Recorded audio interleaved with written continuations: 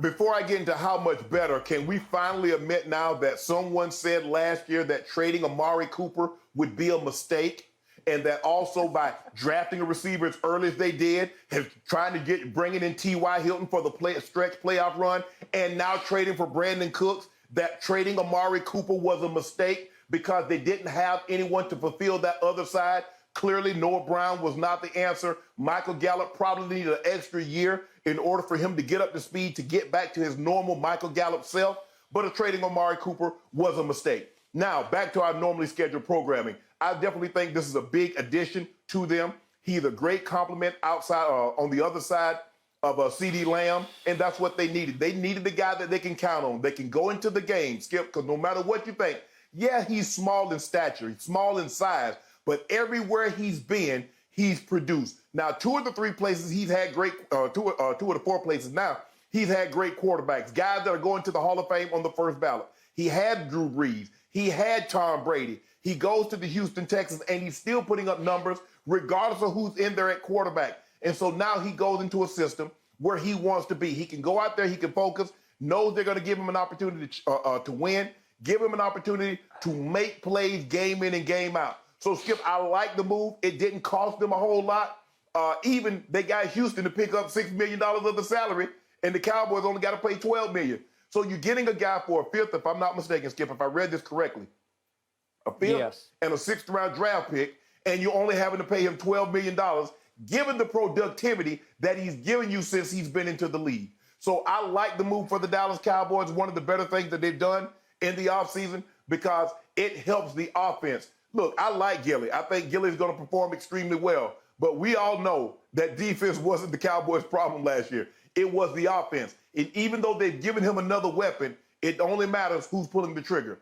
I don't care what type of gun. It can fire 7,000 rounds in 2 minutes. But if the person that's pulling the trigger isn't accurate or he's turnover prone, he's going to end up harming himself. And that's what could possibly happen with Dak Prescott. So I know you're all giddy. You was all excited when the news came down. You probably threw the computer, probably the second computer you purchased in the last 2 days because you threw the other one out the window.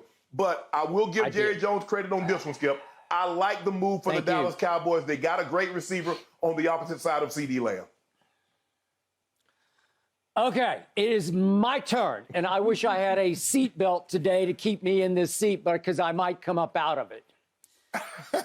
I will address your criticism of the Amari Cooper situation in a moment, but I'm going to start with Jerry Jones because I have bashed Jerry Jones enough on this show. To paraphrase the great Shakespeare, as you often do on this show, I usually come to bury Jerry Jones, not to praise him. Okay, Julius. As in Caesar. Yeah. Mark Antony. But today, I come only to praise Jerry Jones for two beautiful low-cost moves that filled two gaping holes and fixed two glaring need problems for my Dallas Cowboys. I am so proud of Jerry Jones today. And remember, Shannon, he did this without violating his offseason mantra of we will not plunge in free agency. You realize both these moves came via trades for fifth-round picks that were already compensation picks to begin with. So Jerry now keeps his own fifth-round pick in this draft. So Dallas has every pick in every round that is their pick. And by the way, over the last decade or so, they have done very well in the draft, except for Jalen Tolbert, their third-round choice last year. It feels like a bust. It feels like a swing and a miss. Hence the glaring need at receiver that you alluded to. It just got fixed via trade. Jerry did not spend a dime in free agency except to keep Donovan Wilson and to keep Leighton Vander Esch on defense, two moves I thought were iffy at best. I figured both would be gone because they are stalwarts of the defense. As you know, Donovan Wilson led the defense in tackles last year. And as you know, when I look at Leighton Vander Esch, if he can stay healthy, he is the quarterback of the defense. He's the difference maker at linebacker on defense. Okay, So you keep them, and now you go to the trade route and you go get a Stephon Gilmore, who to me, Shannon, you can say I'm overstating this, but help me out here. Is he not going to be a Hall of Famer? Because I'm pretty sure he is. Is he not a more solid cornerback, an even better cornerback right now than Trevon Diggs is? That's how good a pickup that was. And you got him for a fifth rounder, and you got him for a mere $8 million. That's insanely great. So you didn't have to go plunge and spend $20, $30, $35 million for some prize free agent. You got Stephon Gilmore. Right. Now, Brandin Cooks. Yes. You get him for a fifth this year, and I think it's a sixth next year. That's dirt cheap. And as you point out, Houston says, okay, we'll pay a big chunk of this. We'll pay $6 million of this. And Brandin Cooks has told Jerry Jones already, reportedly, that he will renegotiate even the 12 that Jerry owes him for this coming year. And now you get a guy who's played in 6 playoff games and been very productive in all 6. And to your point, he was on teams that went to back-to-back Super Bowls. Well, I'm not saying he's Deion Sanders changing the playing field for Dallas and San Francisco in those 2 years, but it shows you that, to your point, wherever he's gone, good things have happened. Okay, so Skip, what happened with... Skip, yeah, go ahead. I was going to say, but if you remember, he got hurt very early in that New England-Philadelphia game. Who knows what the outcome could have been had he played for the entirety of the game. Brady had 505 yards, and Brandin Cooks, if I'm not mistaken, had over 1,000 yards receiving that season. So who knows what could have been. Yeah, he went out with a concussion early in that game and had little to no production in that game. But to your point, Brady throws for a playoff record 505 yards. Who knows what could have happened? Okay, back to Amari Cooper. Jerry spent a first-round pick to go get him from the Raiders at that point, from John Gruden, who had given up on him. It worked for half a year because he turned Dak's life around. All of a sudden, Dak became a new man with Amari. And all of a sudden, my Cowboys, remember, they lost to Tennessee on that opening Monday night that Amari tried to play, hadn't even practiced with them. They were embarrassed at home on Monday Night Football, and then they took off and won the division and won a playoff game. Well, I'm good with that. Yes. But then the next year, as Dak went to contractual war with Jerry Jones, Amari went south because every away game in 2019 disappeared. Remember New England, he winds up, who made him quit against at New England against the Patriots? Stephon, It was Stephon Gilmore. He just took him out of the game until Amari said, no more. You remember what happened during the Jets game? Well, he caught one ball for 3 yards. Yeah, and then he was gone. And I don't know what happened. They said he was hurt. Then he came back and had a monster game against Philly at home the next week. Well, he's playing great at home and disappearing every game on the road to the point that, remember, Jason Garrett yanked him from the game at Philadelphia in the do-or-die for all the marbles game for the division. He yanked him in the fourth quarter because he was running half-hearted routes.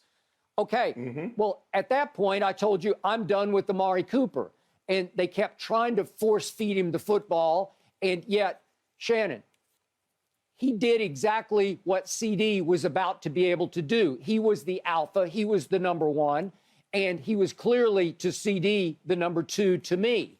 And there was a lot of conjecture out there. A lot of Cowboy fans were all hot and bothered over, could the Cowboys go trade for DeAndre Hopkins? Well, again, it's the same syndrome of he's CD, or CD is trying to be DeAndre, because DeAndre is more of a made man.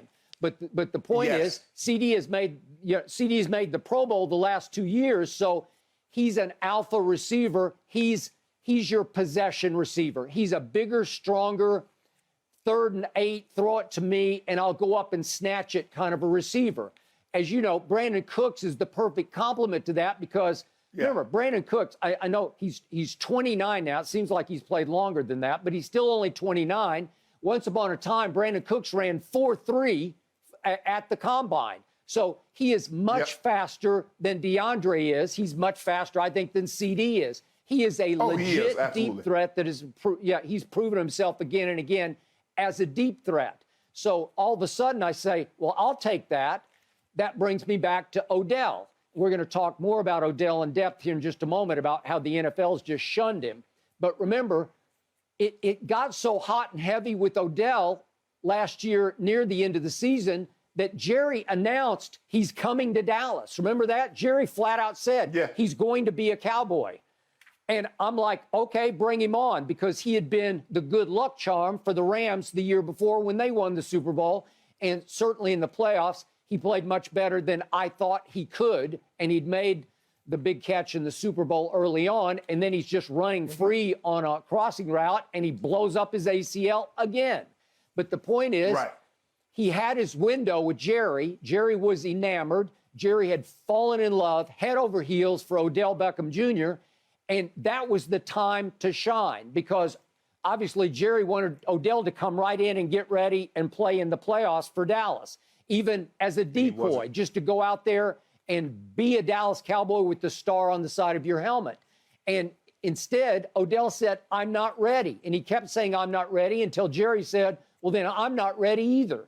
And even though it was reported that Odell met his mom and at the NFL honors, Brett met Odell's mom, and they really hit it off. I get that. But Odell finally fell out of good grace with Jerry because he's just not healthy enough. And Dallas didn't even go to his workout. And so I feel for Odell. Again, we'll talk more deeply about that in a moment. But listen, Brandin Cooks is much more valuable right here, right now, than Odell can be next year for the Cowboys, coming off a second surgery on the same ACL. Right. I agree, Skip. And if you look at Brandon, Skip, you look at the playoff game that the 49ers, that the Cowboys had against the 49ers, their second leading receiver next to C.D. Lamb was Noah Brown, 2 catches, 21 yards. Skip, that's not good enough. And Brandin Cooks he's probably not the true number one that he once was, but I think he's more than an adequate opposite of CD. And if you look at his numbers, Skip, even with Deshaun, the last year with Deshaun, he had 1,150 yards with 6 touchdowns. And then the next year, Skip, Deshaun wasn't there. He still goes over 1,000 yards. So he has an opportunity to do something that only Brandon Marshall has ever done. Have 1,000 yards receiving with 4 different teams. I think that speaks to the level of talent that Brandin Cooks is. Skip, nobody's going to say he's just Jefferson or Jamar Chase or Tyreek or one of those guys. But, Skip, he's more. He's more than enough of a compliment on the other side of CD. Now, the question is, Skip, how healthy is Pollard going to be when he comes back? Is he going to be able to be at the camp, or is he going to miss a couple of games into the season? I don't know. You said he just had the tightrope surgery. I don't really know the timetable or recovery with that surgery. Also, does Tyron Smith go back to left tackle? They put the left tackle, who played extremely well, the rookie, at his natural position, left guard. Does Steele come back, play the right tackle, Zach Martin, and then away we go? So there's a lot of uncertainty about what the Cowboys, but the one thing that cannot be questioned now is that their receiving core has just gotten a whole lot better. It's sounding to me like you're as giddy about this move as I am. But I already know, Skip, y'all the Cowboys. I already know y'all gonna Cowboy at some point. I just see the thing with you, what I try to save you from is that, look, if you don't get so excited early, it won't hurt nearly as much late. Because what happens, expectations, is when the expectations get high, is when the pain, when it sets in, it's like, ooh, you excited about the wedding, like, oh, yes, I'm about to be Mr. or Mrs., and all of a sudden the other party said, nah, I ain't ready just yet. Oh, the letdown, and the family, you got to tell the family it's not going to happen. And at some point in time, you're going to have to come on this show and tell the Cowboy Nation it's not going to happen. And then it's going to be let down all again. Okay, but you just went through my offensive line and you described a bunch of good problems. My offensive line is all about good problems. Do you do this or that? Do I move this Hall of Famer over here, or do I switch him over there? I'll take it. Tony Pollard is still a good problem to have, because I get tightrope surgery. I got it. Is it career threatening? I don't think so. Will he emerge next year as the breakout star in the league without Zeke getting the bulk of the carries? I believe he will. They're even bringing in Ronald Jones today to work him out as a potential number 2 back. I'll take him. I liked him in Tampa Bay on their Super Bowl roll. My point is they're loaded everywhere except tight end because Dalton Schultz is still the best free agent on the market. Nobody signed him yet. That may be telling. That may be significant. And I'm going to go on record right now in my giddiness. Don't let my Dallas Cowboys draft Dalton Kincaid with the 26th overall pick. Right now, both Mel Kiper and Todd McShay have Dalton Kincaid out of Utah, a tight end going 26th overall to Dallas. Do not let my offense get a hold of Dalton Kincaid. I've watched him a lot at Utah. He is a flat-out stud. He's got some Travis Kelce in him. I'm going to go on record right here, right now. He would be a plug-and-play star for the Dallas Cowboys. So I just want you to know we even have a potential remedy for losing Dalton Schultz with Dalton Kincaid, who will be better than Dalton Schultz in the long haul. So I want you to keep that under your hat. I want you to remember that I said that. NFL teams, the Cowboys are looking at Dalton Kincaid at 26, so if there's any way possible you can draft him before the Cowboys do, that would be greatly appreciated. Well, here's the thing, Skip. Okay. You mentioned earlier about Wolf Hunter and Donovan Wilson. Skip, sometimes people realize that, you know what, there might be good players, but I think they're better in that system. I don't know how well they'll be here in this system, and I think you get a lot of that sometimes. And we're going to talk about one of the guys. We're going to talk about a guy, the quarterback. We're going to do him in a later segment, Skip. And so maybe that's with Dalton Schultz. Maybe people are looking at him and says, yeah, he can catch the ball. He's this and he's that. But I think the Cowboys mask a lot of his deficiencies with the way they use him. And I'm not so sure that we'll be able to mask those deficiencies if we were to take him on. And the question, the salary. He made, $10 million last year on the franchise tag? If somebody trying to go a multi-year deal, Skip, to give him $20, $30 million with $15, $16 million guaranteed, it doesn't seem like it right now. We're in the second wave of free agency. Normally in the second wave, Skip, it's not as lucrative as the first wave, but we'll see. Agreed. I agree. Which brings me back to my head coach and my quarterback. I do not love either one of them. I am still stuck with Dak because I'm done with Dak. And I'm still stuck with please drop the Mike McCarthy because I can't get out from under it because Jerry loves him. Jerry doesn't love Dak, but Jerry committed long-term to Dak. With Dak. So now his pride is on the line. Yeah, he's still stuck. Okay, what do I know about Dak Prescott? Is he middle of the pack Dak? Maybe he's slightly better than that. I look at his QBR the last 2 years. He was 11th in QBR 2 years ago and 12th in QBR last year. Not great, but not bad. My offense 2 years ago was number 1 in points scored in the NFL, and last year it was 4th in the NFL in points scored. Well, that's still pretty great. I still had a top 5 offense last year. Okay? Correct. So that has to you got to give the quarterback some, if not a whole lot of credit for that. So my point is, whatever you could do around the quarterback to make him better. It's like the old cliche, a rising tide lifts all boats, even Dak's boat. Maybe the rising tide around him, if you add a Brandin Cooks, and if Tony Pollard does become the featured back, and maybe, help us God, maybe if Dalton Kincaid does plug and play at tight end next year, if we are able to draft him, and the offensive line is still a top 5 offensive line, well, then you've done everything in your power to make Dak better. And again, CD coming off 2 Pro Bowls, you still have a stud receiver over there. I don't know what more you could do. Will Michael Gallup be better next year coming off his ACL? Sure he will. So all of a sudden, I'm looking at the talent around Dak Prescott is sensational.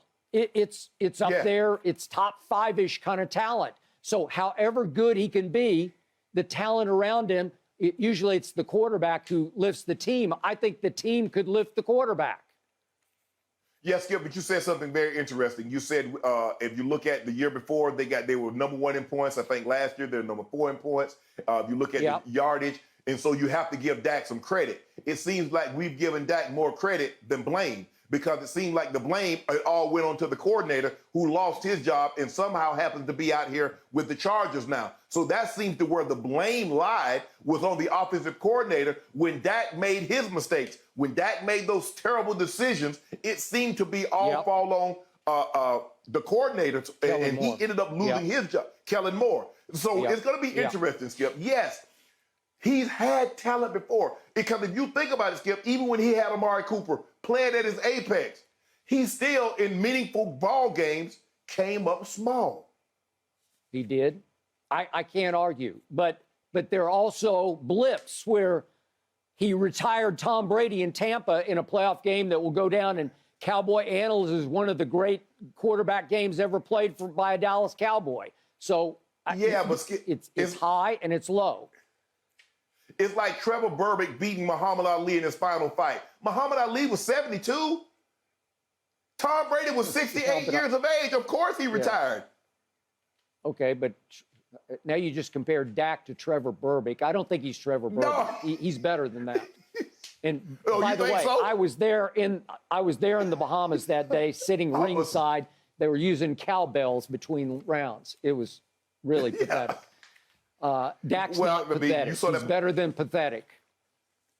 No, Skip. But I'm saying what he was able to do while Trevor Burbick is not a known name. Is he Ken Norton? Is he Ernie Shavers? If he's one of those great heavyweights, although they weren't thought of as like Muhammad Ali, Joe Frazier, George Foreman. No. But what I'm saying is that he did beat an all-time great fighter. Well, no matter what you think, is that Mahomes? Is he Joe Burrow? Is he Josh Allen? Nobody thinks he's that. But he did do what?